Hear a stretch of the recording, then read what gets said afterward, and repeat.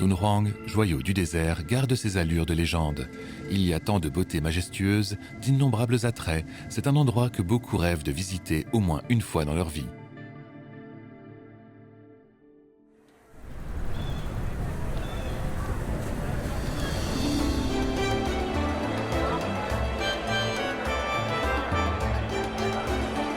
Chaque année, des millions de touristes affluent dans cette petite ville qui ne compte que 200 000 habitants, rendant tous les restaurants particulièrement florissants.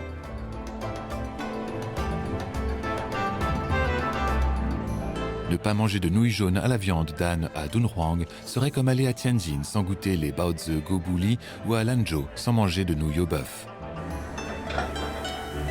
Parmi les quelques 3000 établissements de restauration à Dunhuang, plus de 2000 vendent des nouilles jaunes à la viande d'âne, mais les deux enseignes Shunzhuang et Dadi sont incontestablement les deux géants des nouilles jaunes.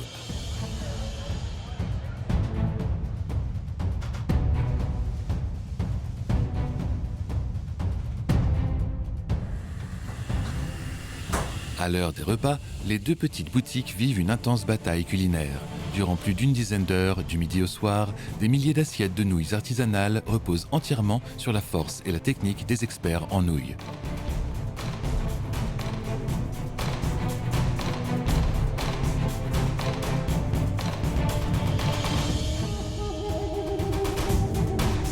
Une seule boule de pâte pour nouilles jaunes pèse près d'1 kilogramme, difficile à manier pour le commun des mortels.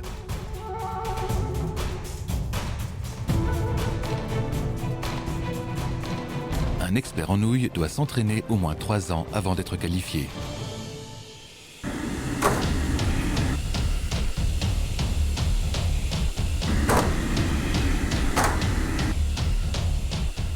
Avant leur apparition glorieuse, les nouilles jaunes subissent un traitement semblable à une relation tourmentée. D'innombrables coups de poing et de pétrissage, d'innombrables pliages et malaxages, torsions à gauche et secousses à droite. Ces mouvements monotones se répètent souvent pendant près d'1 heure.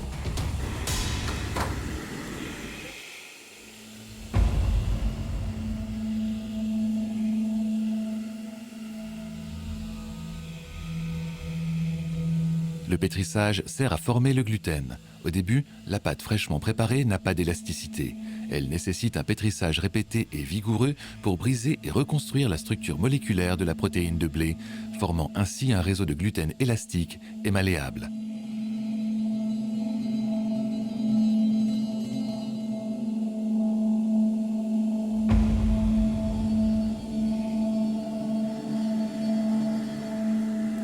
La pâte pétrie a pris forme, mais son élasticité est encore loin d'être suffisante. Le secret exclusif des nouilles jaunes va maintenant se révéler. Les nouilles jaunes, comme leur nom l'indique, sont de couleur jaune, due à l'ajout d'eau alcaline de cendres de Prang Cruetsao.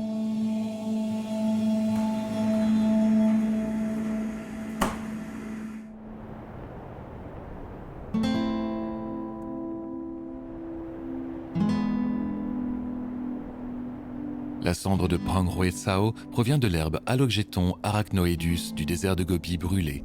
C'est l'une des façons dont les humains ont extrait les alcalis alimentaires de la nature depuis longtemps.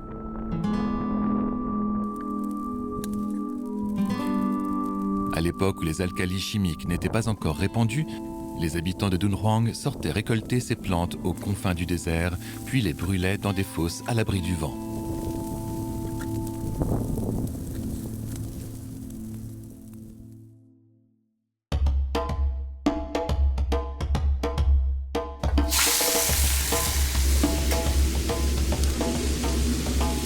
Les champignons shiitake sont coupés en dés, le tofu en cubes, la viande d'âne est hachée. Le tout est sauté vivement dans le wok, puis lié d'une fécule qui enrobe chaque ingrédient d'une sauce onctueuse qu'on verse sur les nouilles jaunes.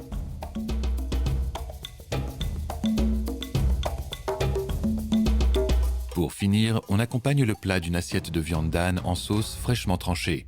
C'est la formule classique des nouilles jaunes à la viande d'âne authentique. Les nouilles jaunes sont lisses et élastiques, la viande d'âne est parfumée et savoureuse. Ces deux ingrédients sont comme un couple parfait, s'accordant idéalement. C'est un plat célèbre créé par les habitants de Dunhuang et qu'on ne trouve nulle part ailleurs.